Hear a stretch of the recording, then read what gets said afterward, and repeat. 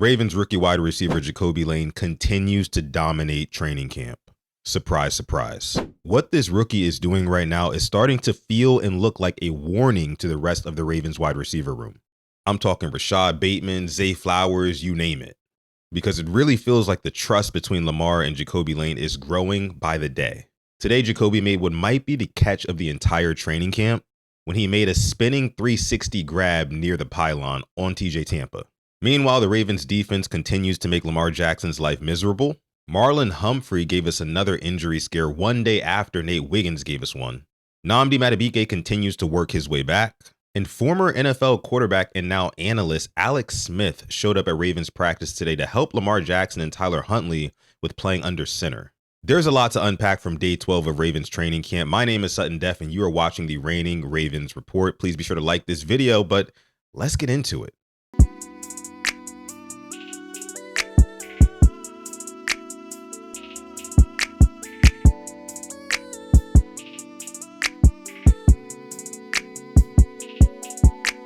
What's going on, Rain Gang? Welcome back to another Reigning Ravens Report right here on the Purple Rain Podcast YouTube channel. If you enjoy daily Ravens content just like this, hit that like button, subscribe, and turn on those post notifications. Today, I have to start with the guy who seemingly cannot just allow us to start anywhere else, Jacobe Lane.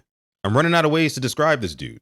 Jacobe Lane's production in training camp is no longer a coincidence. It's no longer a trend. It's barely even a pattern anymore. It's really the standard at this point. It's to the point now where we're asking every single training camp, what did Jacobe do today?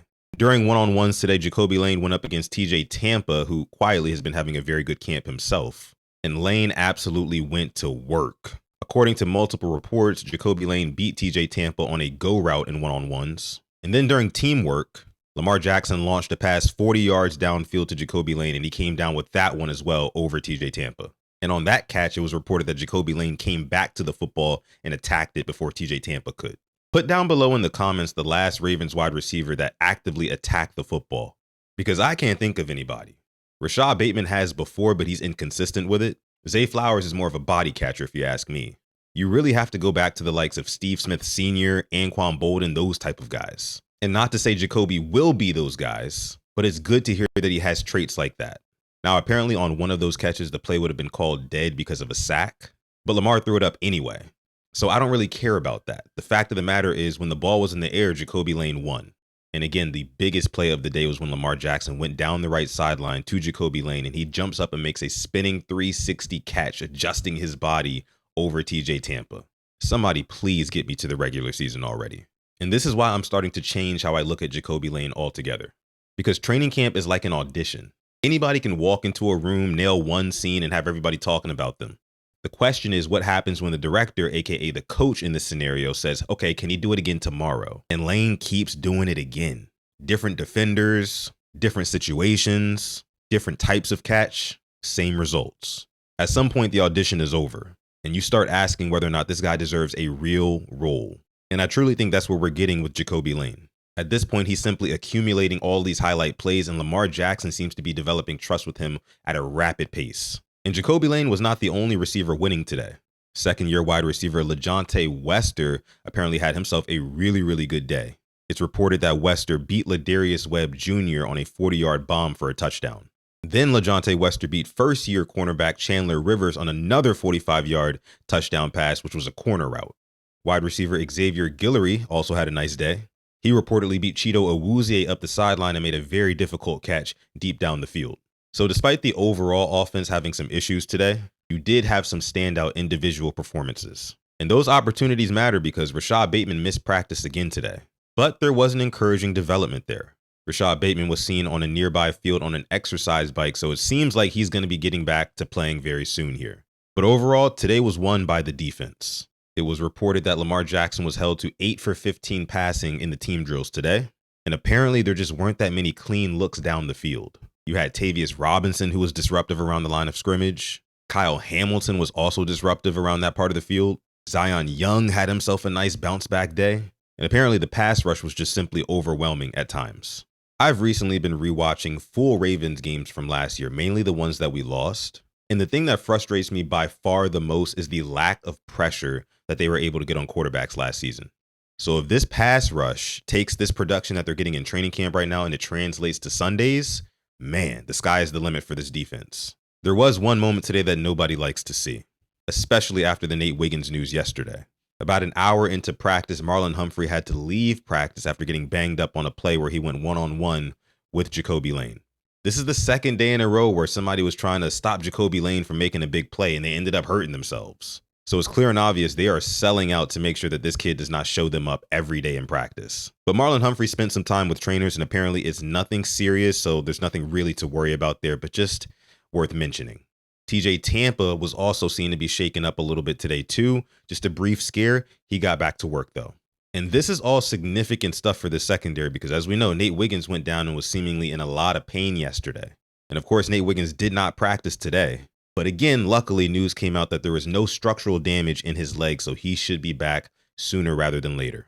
But still, every rep that these other corners get right now matters. And Ravens defensive back T.J. Tampa continues to make a lot of noise in this training camp. Yeah, he's found the ball, right? He's made plays on the ball, which ultimately that's always what you're looking at for a corner. And he goes out and competes every day. He's one of those guys where if he does make a mistake, he very rarely makes the same mistake twice. And that's all you're asking for with any football player. So he has all the skill sets to be whatever he wants to be.